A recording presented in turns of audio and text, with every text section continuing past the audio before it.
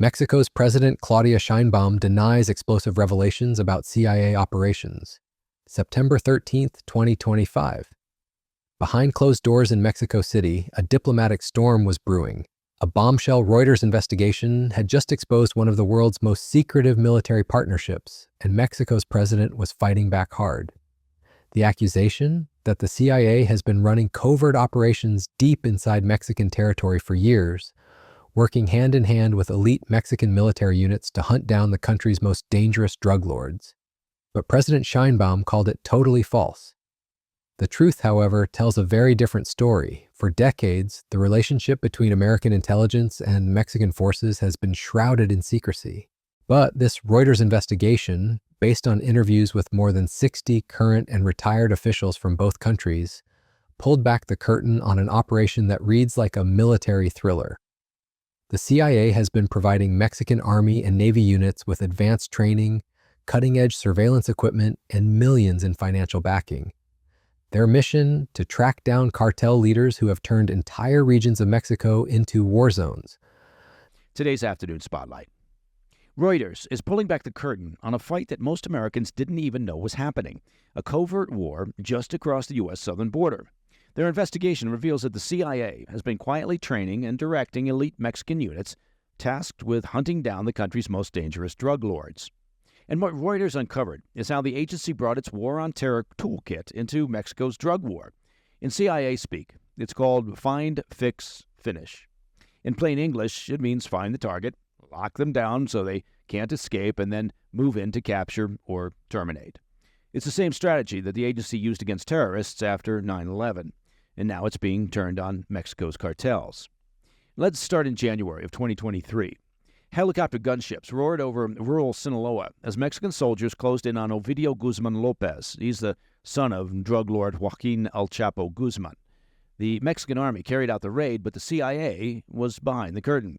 The agency had built a detailed targeting package: surveillance intercepts, insider tips, intel from a cartel associate who had flipped. The unit, also, that ultimately stormed Ovidio's hideout wasn't just any Mexican force. It was a group that was trained, equipped, and vetted by the CIA, known as GAIN, in English, the Drug Trafficking Information Analysis Group. The operation was a major success. Ovidio was captured, extradited to the U.S., and pled guilty. The scope of this partnership goes beyond what most people could imagine. Intelligence sources confirm that American operatives have been embedded within Mexican military structures, providing real-time intelligence on cartel movements. They've supplied sophisticated tracking technology capable of monitoring communications across hundreds of miles. Most shocking of all, American agents have been coordinating capture operations against some of the world's most wanted criminals, all while maintaining complete deniability. When asked about the Reuters report during her daily morning press conference, President Sheinbaum acknowledged cooperation between the two governments, but firmly denied that CIA agents were participating in Mexican army operations. She called that claim totally false. But here's what makes her denial so controversial. The Reuters report never actually claimed that CIA agents were directly involved in field operations. Instead, it revealed something far more sophisticated: a shadow network of training, equipment, and coordination that has been operating for years. Reuters stands by its investigation completely. A spokesperson for the news agency said Sheinbaum had mischaracterized their report, emphasizing that their journalism was based on extensive interviews with dozens of officials who had direct knowledge of these operations. The Mexican Navy, when asked for comment, acknowledged maintaining knowledge exchange and cooperation with various international agencies to strengthen regional security capabilities. The timing of this revelation couldn't be more significant. Under President Trump's administration, the CIA has dramatically escalated its involvement in Mexico's drug war. Intelligence sources confirm that the agency is now flying armed MQ-9 Reaper drones over Mexican territory, conducting surveillance missions that were unthinkable just years ago. These operations represent a fundamental shift in how America approaches the cartel threat. The numbers behind Mexico's drug war are truly staggering. Since 2006, when the conflict officially began, more than 120,000 people have been killed. An additional 27,000 remain missing. The cartels generate between $13.6 and $49.4 billion annually from drug sales, making them some of the wealthiest criminal organizations in human history. The ability to obtain the warrant for this was only possible because President Trump's executive order designating Department of State to designate major drug cartels as foreign terrorist organizations. After seizing these two shipments, HSI International worked closely with our foreign law enforcement partners to consolidate the shipments in Panama and divert them here to the port of Houston. They operate like shadow armies, controlling territory, running their own intelligence networks, and wielding military-grade weapons. The ability to seize their assets and disrupt their operations has become a top priority for both nations. What makes this CIA partnership so controversial is its effectiveness. Intelligence reports suggest that joint operations have successfully targeted dozens of high-value cartel leaders. The Sinaloa cartel, one of Mexico's most powerful organizations, has been particularly hard hit. In 2024, American and Mexican forces successfully captured Ismael Mayo Zambada, the cartel's co-founder and one of the most wanted men in the Western Hemisphere. But the human cost of this shadow war extends far beyond the cartels themselves. Mexican military units trained and equipped by the CIA have been accused of human rights violations, including extrajudicial killings and enforced disappearances. Critics argue that American involvement has militarized Mexican society in ways that have made the violence worse, not better. Strategy, knocking off cartel bosses, has often backfired, splintering groups into rival factions and sparking bloody wars. As one former CIA officer told Reuters, Sicario is a good movie, but bad policy. Drugs are a consumption problem, not a production problem. We can't just kill our way out of this, end quote. Although, frankly, it doesn't mean you shouldn't give it a good faith effort. Politically, the stakes are rising. The Trump administration has labeled several Mexican cartels as foreign terrorist organizations and floated the idea of unilateral U.S. military strikes. Mexico's new president, Claudia Sheinbaum, has promised stepped-up cooperation against the cartels, but she's also drawn a red line: no U.S. boots on the ground in Mexico. Still, the CIA's role in the fight against the cartels is expanding. Langley has stood up a new Americas and Counter-Narcotics Mission Center, reassigned counterterrorism veterans to Mexico, and increased drone flights over cartel territory. The agency is moving resources south of the border. The sobering reality is that despite all these efforts, the drug trade continues. Cartels have proven remarkably adaptive, splintering into smaller groups when leaders are captured or killed.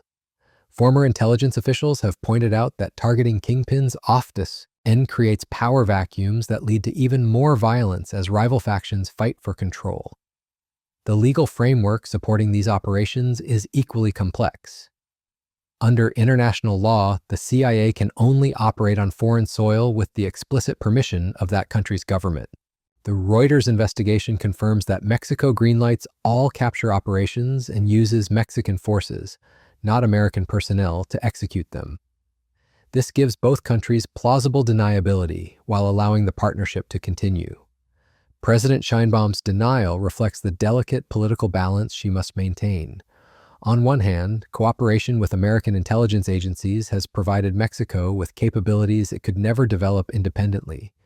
CIA training has created elite counter-narcotics units within the Mexican military that are among the most effective in Latin America. On the other hand, acknowledging this partnership too openly could trigger a nationalist backlash from Mexican citizens who view American involvement as a violation of their country's sovereignty. The stakes of this partnership extend far beyond Mexico's borders. Cartels like the Sinaloa organization have established distribution networks that reach from South America to major American cities. They work directly with Chinese chemical companies to obtain fentanyl precursors, then flood American streets with drugs that kill more than 70,000 Americans annually. For the United States, disrupting these networks is quite literally a matter of national security.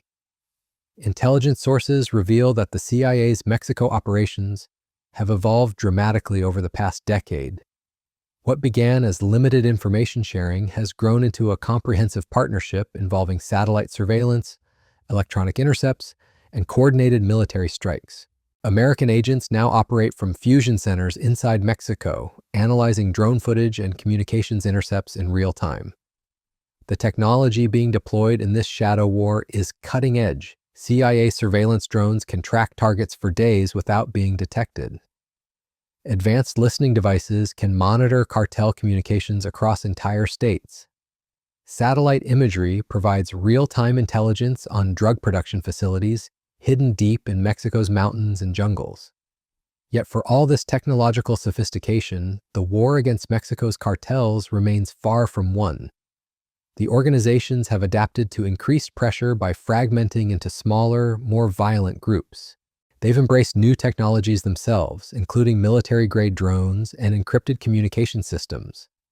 Some cartel units now employ tactics learned from conflicts in Ukraine and Syria. The financial dimension of this partnership is equally significant. The United States has provided more than $1.4 billion in drug war aid to Mexico through the Merida Initiative. This funding has purchased attack helicopters, armored vehicles, and advanced weapon systems for Mexican forces.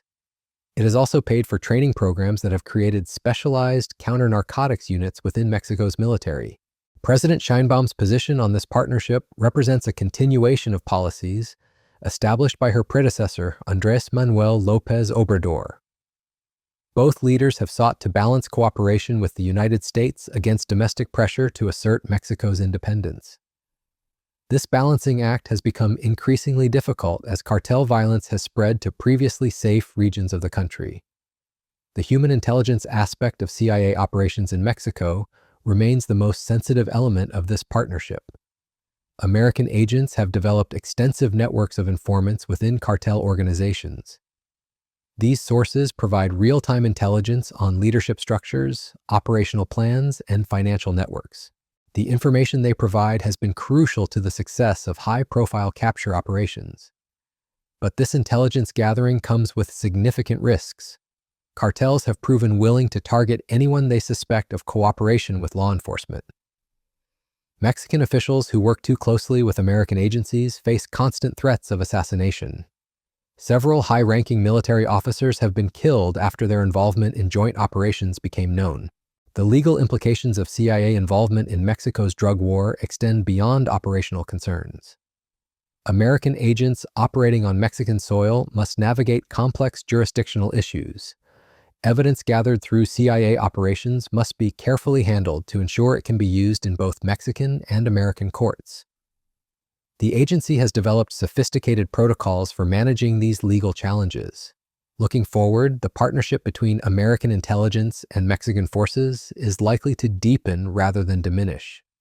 The Trump administration has designated several Mexican cartels as foreign terrorist organizations, a legal framework that allows for more aggressive military action. That this is the first president who decided that the Sinaloa cartel is a foreign terrorist organization that gives us the ability to move quickly and gives us the ability to seize property anywhere in the world if it is connected to one of these organizations.